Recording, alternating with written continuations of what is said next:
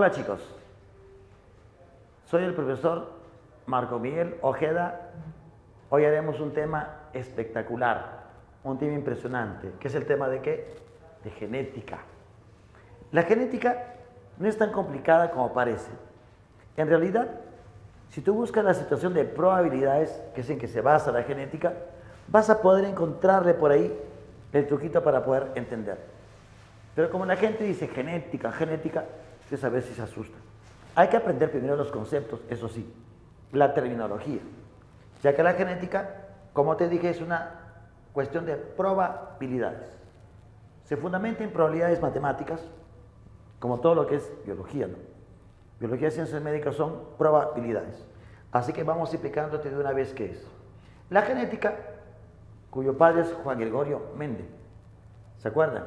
Un abad austriaco, que en 1865 presentó un ensayo llamado hibridación en plantas. Debido a eso es que se conocieron los fundamentos de cómo se transmiten las características. La genética es la ciencia, el dominio de la herencia biológica y probabilidades. Antes de Mendel, antes de los estudios actuales, ya se sabía que si, por ejemplo, cruzaban ovejas blancas, salían blancas. Pero si cruzaban con una negra, podían salir ovejas negras o con manchas. Lo que no se conocía era el patrón de esta transmisión. ¿Por qué salía así? Incluso antes de los estudios de genética, ya se hacían cruces para ir seleccionando las mejores características, ¿no? Vacas que den mejor o más cantidad de leche, ¿no? O toros que den más carne, más grandes. Perros, se iban cruzando. Lo que no se sabía era cómo era esa transmisión. Mucho menos se conocían lo que eran los genes. La palabra genética recién se utilizó en el siglo XX, pero antes no.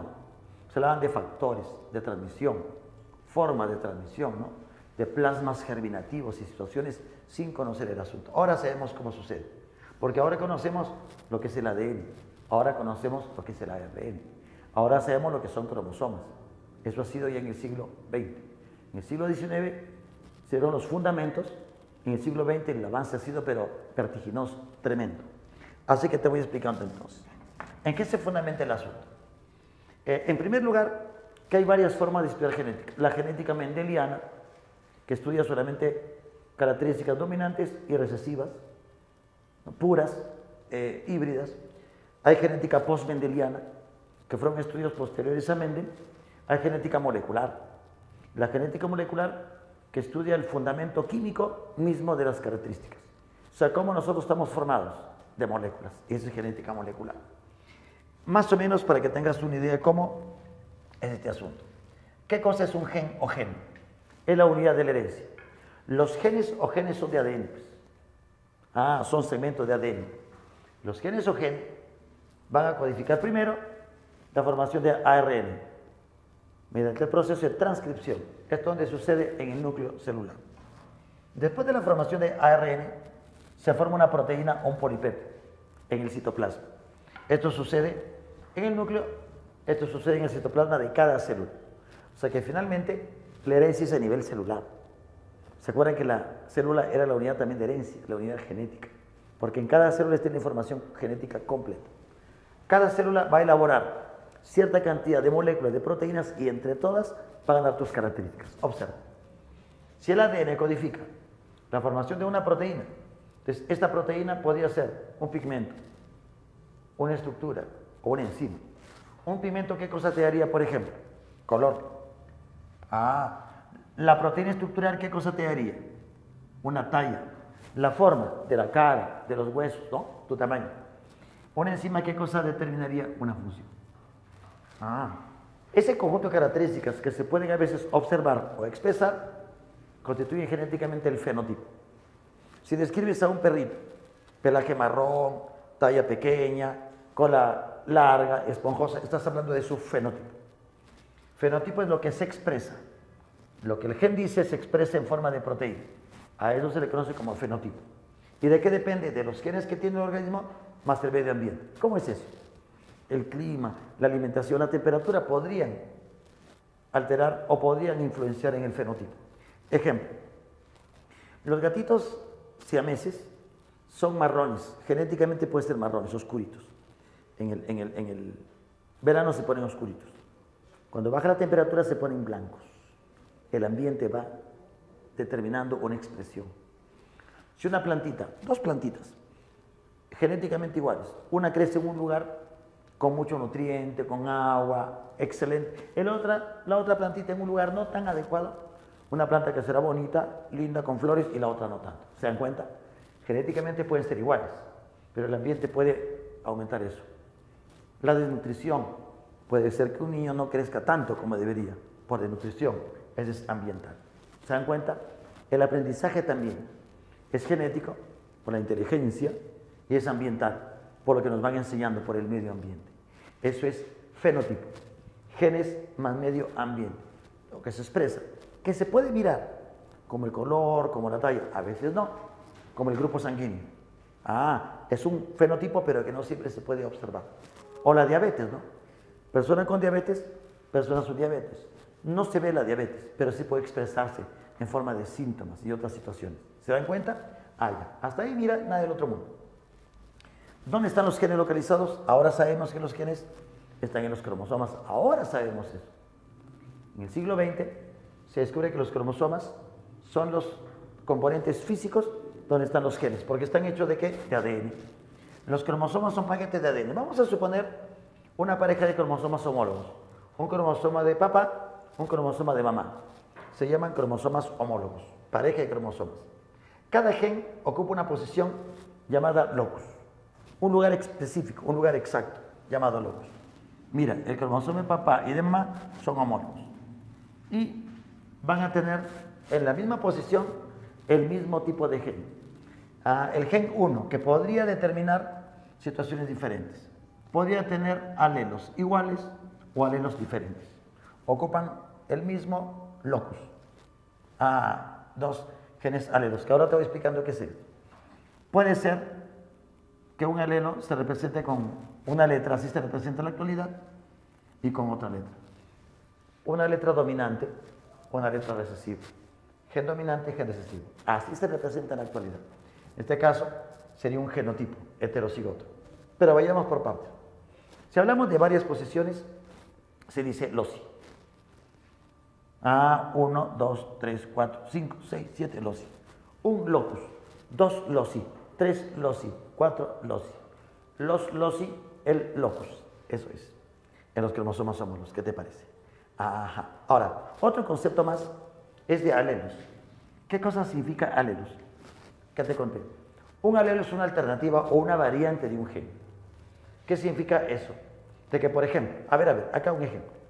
Si el gen, el color del pelaje de ciertos animales, de ciertos roedores, podría tener 2 o 3 alelos. Supongamos que para el color de pelaje hay 2 alternativas, marrón y gris. En esa población significa que hay 2 alelos.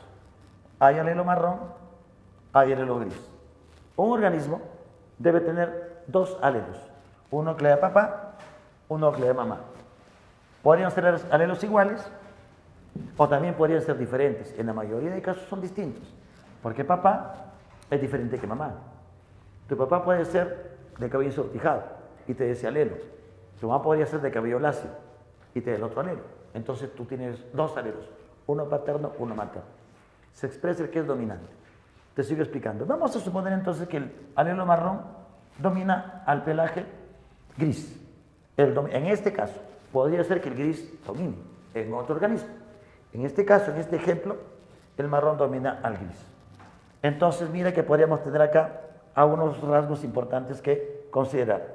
Entonces, ¿qué sería un alelo? Una alternativa o una variante de un gen. Si una población, por ejemplo, de ciertas plantas, hay gen, hay una alternativa que es roja, hay otras flores que son amarillas, otras que son anaranjadas, serían 3 alelos. Pueden haber alelos múltiples incluso. Pueden haber 2 o 3 o 4. En este ejemplo 2. ¿Cómo se va a escribir entonces según el tipo de alelos? A eso se le conoce como genotipo. El genotipo se representa con letras. Es la constitución genética de un individuo dependiendo de los alelos. Vamos a suponer, hablemos de solamente un rasgo, una característica para un ser diploide. Podríamos tener 2 tipos de genotipo. Homocigoto, que es puro, y heterocigoto, que es híbrido. El homocigoto podría ser Homocigoto dominante cuando los dos alelos son dominantes. Una letra A para un rasgo, la B para otro, la M para otro, la R para otro. En este caso son independientes un rasgo del otro. Podría ser la talla, color de flores, forma de la semilla y algún otro rasgo, pero son independientes. Utilizamos una letra dominante, otra dominante, para homocigoto dominante. El homocigoto recesivo también usamos dos letras, pero minúsculas. Si usamos acá A, acá A. B, mira. Homocigoto recesivo, homocigoto recesivo, homocigoto recesivo, homocigoto recesivo. Se llama heterocigoto cuando es híbrido, cuando tiene un alelo diferente al otro, contrastante. Un alelo, otro alelo, un alelo, otro alelo. Heterocigoto o también llamado híbrido. Ah, mira, entonces así se puede escribir. Para un rasgo, puedes tú juntar 2 o 3 o 4 rasgos y por eso se pueden poner incluso genotipos más grandes, ¿no? En este caso solamente para uno. Si hay 2 o más rasgos, tú podrías juntar todos y hablar de los rasgos, incluso combinar. Podría ser homocigoto para un rasgo, heterocigoto para el otro, homocigoto recesivo para el siguiente. Podría ser homocigoto dominante para los 3, podría ser homocigoto recesivo para los 3. O sea que según el rasgo tú puedes tener unos que son homocigotos, otros que son heterocigotos. Observa acá. Por ejemplo, en el color del pelaje, solo para el color del pelaje. Supongamos que hayan 2 alelos, por lo tanto hay 3 genotipos probables. Mira, homocigoto dominante, heterocigoto, homocigoto recesivo. ¿Cuál es el fenotipo que expresaría? Si es homocigoto dominante será marrón. Así mira, porque es marrón dominante. Si es heterocigoto también será marrón. Tú dirás, pero ¿por qué si tiene acá el gen gris? Porque el marrón es dominante en este caso. Considerando los principios de Mendel, uno domina, el otro recesivo.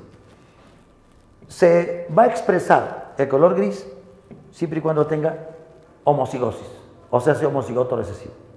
Y así sucesivamente. Vamos a suponer que hay una población de 3.000 individuos de este tipo, ¿no? 3.000, 1.000 así, 1.000 así, 1.000 así. ¿Cuántos cruces probables se pueden lograr en esa población? 6. ¿Por qué? Porque un homocigoto dominante se podría cruzar con otro homocigoto dominante, igual. Un homocigoto dominante se podría cruzar con un heterocigoto, ya van 2. Un homocigoto dominante se podría cruzar con un homocigoto recesivo, van 3.